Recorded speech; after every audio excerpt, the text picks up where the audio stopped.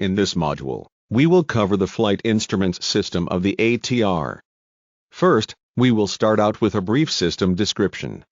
Next, we will look at the individual components of the flight instruments systems, including the Air Data Computers, or ADCs, the Attitude and Heading Reference System, or AHRS, the Electronic Flight Instrument System, or EFIS, the flight recorders, and the aircraft clocks. Numerous aircraft systems require air data information such as airspeed, vertical speed, and pitot static pressure values. This information is provided by the Air Data Computers, or ADCs. An Attitude and Heading Reference System, or AHRS, provides attitude and heading information to various subsystems. For example, the radar antenna is stabilized by using attitude information that is provided by the AHRS. The Electronic Flight Instrument System, or EFIS, processes the information from various sources and displays it to the crews through the primary flight displays, or PFDs, the multifunction displays, or MFDs, and the engine warning display, or EWD. There is also a standby display called the Integrated Electronic Standby Instrument, or IESI, that displays the same information as the PFD. Since everything in aviation is time-related, the aircraft is equipped with two clocks. There is one clock located on each side of the flight instruments panel. The aircraft is equipped with a cockpit voice recorder, or CVR, and a solid-state flight data recorder, or SSFDR. The CVR records audio from the flight deck. Audio is collected from an area microphone, as well as through each remote-controlled audio unit, or RCAU. Various aircraft parameters are also automatically recorded by the SSFDR. The ATR is equipped with three independent air data systems. There are two main air data systems, which supply information to the Air Data Computers, or ADCs, and one standby air data system, which supplies information to the Integrated Electronic Standby Instrument, or IESI. ADC-1 is primarily powered by the DC emergency bus, and receives backup power from the hot emergency battery bus. ADC-2 is powered by DC bus 2. Each ADC receives static air pressure, total air pressure, and total air temperature through a dedicated static port, pitot-static tube, and a total air temperature probe. These probes are located on the left and right sides of the forward fuselage, and are electrically heated. The information provided by these probes is processed by each ADC. Each ADC then calculates vertical speed, indicated airspeed, true airspeed, total air temperature, and static air temperature. Each ADC then supplies the calculated data to core avionic cabinets, or CACs 1 and 2, AHRS 1 and 2, transponder 1 and 2, the display units, and the multi-purpose computer, or MPC. The CACs pass the calculated data to the engine electronic controls, or EECs, the pressurization system, the anti-ice system, and the multifunction computers, or MFCs. The standby system consists of two static ports and a pitot tube. These probes directly supply airspeed and altitude information to the IESI. Attitude and heading reference information is provided by the Attitude and Heading Reference System, or AHRS. The aircraft is equipped with two main systems, AHRS-1 and AHRS-2. In addition, there is a standby system in the event of a failure of both AHRS-1 and 2. Each AHRS receives inputs from an associated flux valve and the ADCs. The flux valve is a unit that measures the aircraft's magnetic heading. AHRS-1 is primarily powered by the DC emergency bus. DC bus 2 provides backup power to AHRS-1. AHRS-2 is primarily powered by DC bus 2. DC emergency bus provides backup power to AHRS-2 on the ground, and DC bus 1 provides backup power in flight. The PFD and ND receive the following information from the AHRS: attitude, heading, lateral acceleration, and vertical speed. This information is also sent to the autopilot and weather radar. When the aircraft powers up, the AHRS needs a few minutes to align. When the AHRS is not aligned, the AHRS not aligned amber message is displayed on the EWD, a single chime sounds, and both master caution lights flash. The failure of a single AHRS is indicated by the amber AHRS message on the EWD. If both have failed, the EWD message is AHRS 1 plus 2. In either case, a single chime sounds, and both master caution lights flash. The Control and Display System, or CDS, displays avionics information to the crew, through display units, or DUs. The CDS is managed by the two core avionics cabinets, or CACs. The CDS provides the flight crew with flight information, aircraft environment data, aircraft system status, as well as alerts and checklists. The CDS consists of 6 control panels, 2 switching panels, 2 multifunction control display units, or MCDUs, and 5 DUs. DUs 1 and 5 normally display the primary flight display, or PFD. The PFD displays data related to the flight and auto-flight system. DUs 2 and 4 normally display the multifunction display, or MFD. The reason they are called multifunction is that multiple system pages can be displayed in the MFD upper window. Also, the lower right area, called the Virtual Control Panel, or VCP, can display multiple communication, navigation, and surveillance pages. DU3 displays the Engine and Warning Display, or EWD. The EWD displays information related to flight controls, engines, and permanent data, as well as crew alerts and procedures. The DUs automatically adjust their brightness. A sensor on each side of the DU measures the ambient lighting intensity. The brightness of each display can be adjusted individually, by means of a brightness setting switch. A DU can be turned on or off by using the power switch.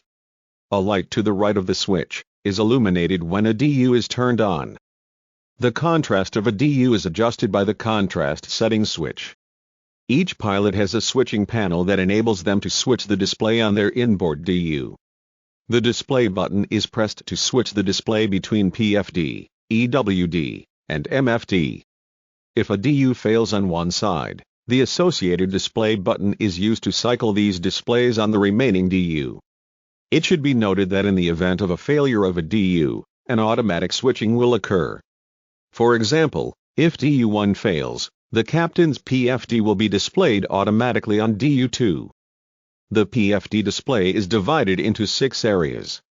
The top part is the Flight Mode Annunciator, or FMA. This area displays Automatic Flight Control System, or AFCS information, and is discussed in the module for that system. The left side displays airspeed information. The right side displays altitude and vertical speed information. The center part of the PFD is the Attitude Director Indicator, or ADI. The bottom part displays navigation information. The airspeed computed by the ADCs is displayed on the speed tape of each PFD. The speed tape moves up and down as the airspeed varies. The current airspeed is indicated by the yellow tick mark. The airspeed selected by the FMS or the crew is indicated by a speed bug on the side of the speed tape and a numerical display above the speed tape. The speed bug and numerical display are displayed in magenta when the speed is controlled automatically by the FMS. The speed bug and numerical display are displayed in cyan when the speed is manually selected by the crew on the ICP. A yellow airspeed trend arrow is displayed when the aircraft's speed is changing. The tip of the arrow indicates the predicted airspeed in 10 seconds. This value is based on the current acceleration or deceleration rate.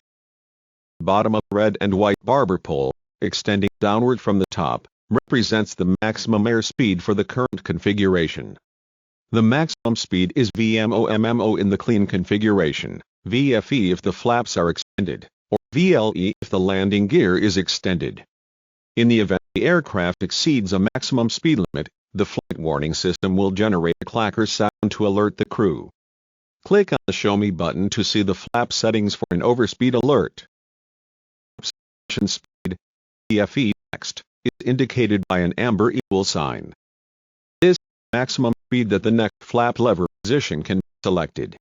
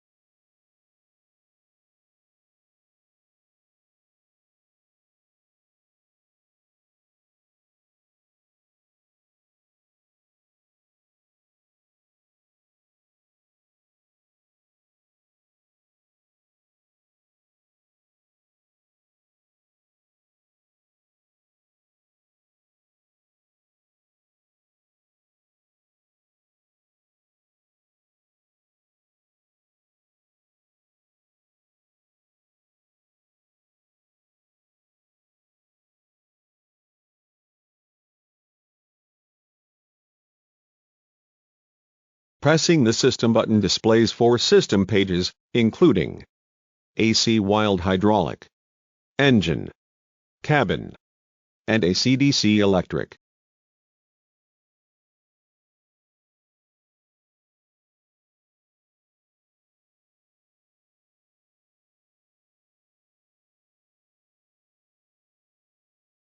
Most of the time, you will use the MFD to display navigation data. Navigation information is selected by pressing the ND button on the EFCP. Click on the ND button to display navigation information on the MFD. On the side that is coupled, the navigation display, or ND, is displayed by default on the MFD. The MFD can display 3 types of navigation displays: the ND Arc mode, the ND Rose mode, or the ND Plan mode. The format to display is selected by using the Format knob. If the MFD display is changed, a mini ND page will be displayed on the associated PFD. Click on the System button to see how it changes the display on both the MFD and PFD.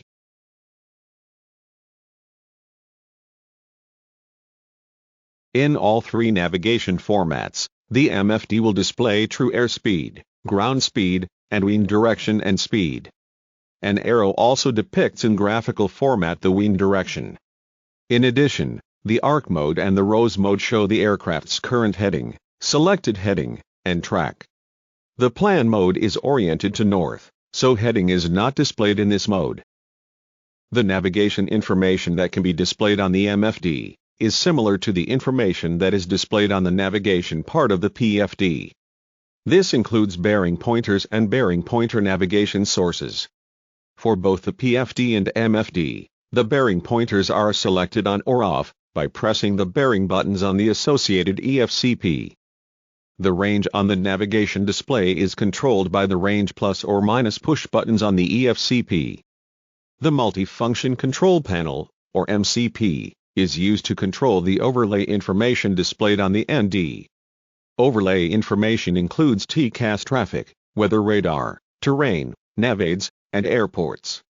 Pressing the navigation button on the MCP opens the overlay page on the virtual control panel area of the MFD, where these items can be selected or deselected for display. If the headings displayed on the MFDs differ, the amber check heading label is displayed. As you have seen, differences between the left and right sides are indicated by amber messages. For example, the check IAS label on the PFD speed tape indicates that there is a difference in the airspeed provided by the ADCs. In this case, you would want to switch the ADC source. This is done by pressing the ADC push button on the switching panel. Click on the Captain's ADC push button to switch the Captain's ADC source to ADC2. When the Captain's ADC push button is pressed, the Captain's instrument data source is switched to the First Officer's source. SIS-2 is illuminated in white on the Captain's ADC source button, and the green capped /2 caption on the First Officer's ADC source button is illuminated. In addition, a yellow ADC message is displayed on the Captain's PFD. The number following the label indicates the ADC source. The AHRS source can be switched when there is a failure of an AHRS, or if there is a discrepancy between the 2 systems. The AHRS source is switched by pressing the Attitude Heading push button. In this example, the Captain's AHRS has failed. Click on the Attitude Heading push. When the AHRS source has been switched, the SYS2 caption illuminates in white on the Captain's side, and the green capped /2 caption is illuminated on the First Officer's side. In addition, a yellow AHRS message is displayed on the Captain's PFD. The number following the label indicates that the Captain's side is using AHRS2. The Control and Display System, or CDS, provides both automatic and manual switching of the DUs. An automatic reversion occurs when a display unit fails, or it can be triggered by the Flight Warning System, or FWS. For example, when the aircraft is powered by the batteries, DUs 1, 3 and 5 are off. DU2 will display the EWD, and DU4 will display the engine system page. After engine start, the DUs display their normal information. The CDS will automatically reconfigure the DUs in the event a DU fails. The general rule is that if a PFD or EWD display unit fails, the MFD will revert to either PFD or EWD, respectively. This reconfiguration depends on the flight ground status of the aircraft and which side is coupled. The table on this screen shows the automatic reversion in the event of a single DU loss with no coupling. As it was mentioned previously, the FWS can also force a reversion of the DUs.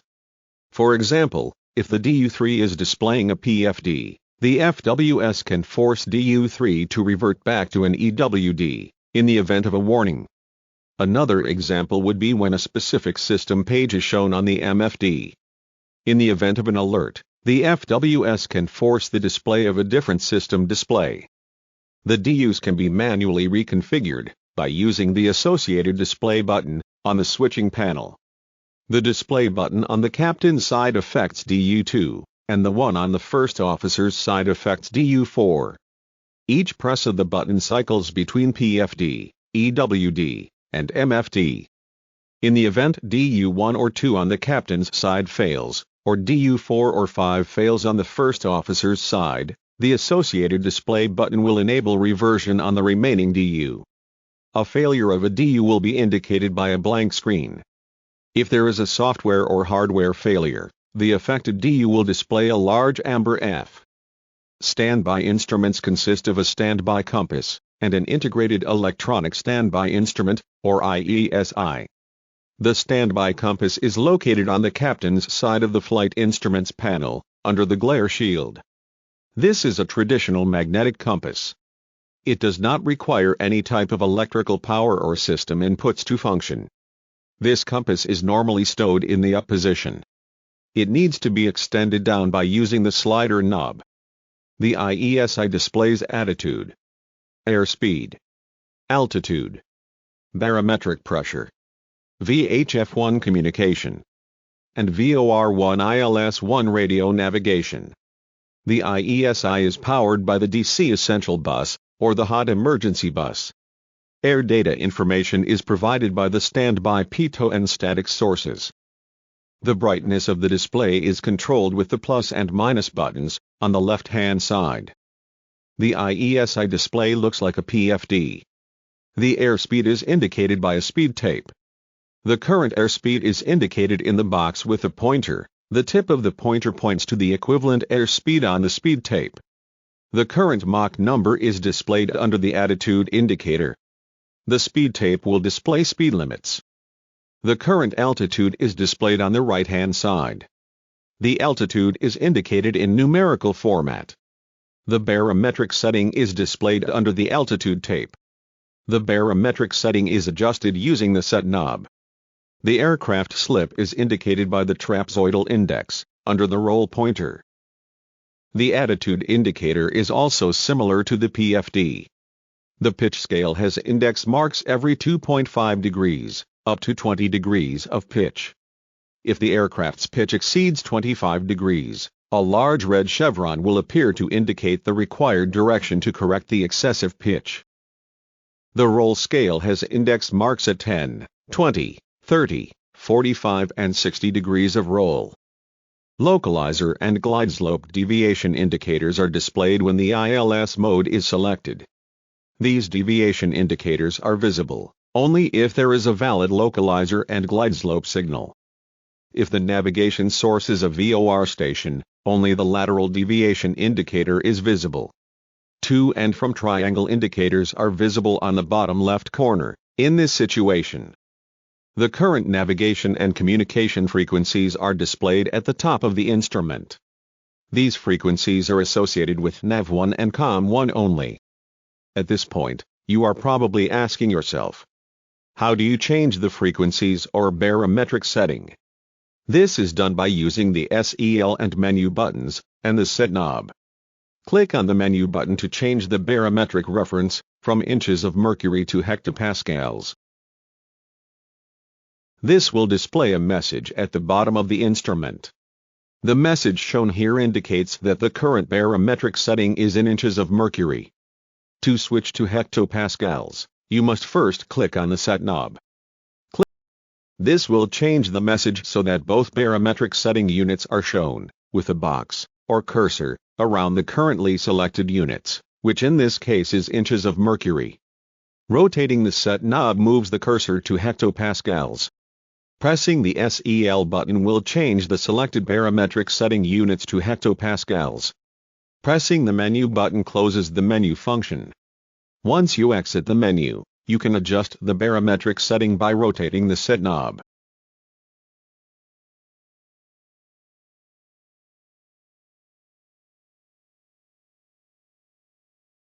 ILS and VOR tuning is done in a similar fashion. Several flags are displayed on the IESI when there is a failure. The graphic on this screen provides a summary of these failures. The ATR is equipped with a cockpit voice recorder, or CVR, and a solid-state flight data recorder, or SSFDR. The two recorders are automatically powered and start recording when the aircraft is operating on its own electrical power. The two recorders automatically shut down 10 minutes after the engines have been shut down. The aircraft is powered by an external ground power cart. The recorders are off until one engine is operating. Each recorder incorporates an underwater acoustic beacon. Beacon actuation occurs when the recorder is immersed in water.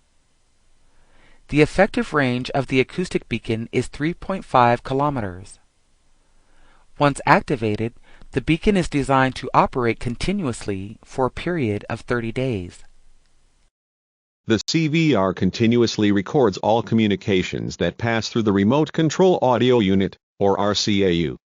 The CVR will also record cabin crew announcements. In addition, the CVR will also record flight deck audio through an area microphone located below the overhead panel. This microphone will also record audio alerts. At all times, the CVR only retains the last 30 minutes of recordings. The Flight Data Acquisition Unit, or FDAU, collects information from various aircraft systems and converts them into digital format. The SSFDR records the digital data produced by the FDAU. At all times, the DFDR only retains the last 50 hours of recordings. The CVR panel, located on the overhead panel, is used to test the CVR, as well as to erase any information stored by the CVR. The CVR can be erased by pressing the red Erase push button. The tape will be erased, provided the landing gear shock absorbers are compressed, and the parking brake is set. The tape is completely erased by pressing and holding the Erase push button for 2 seconds. The CVR is tested by pressing and holding the green test push button. This activates the test circuit, and the pointer in the adjacent indicator moves between 8 and 10. If a headset is plugged into the panel, 600 Hz tone will be heard through the headset. Movement of the pointer into the white band area indicates a successful test of the CVR.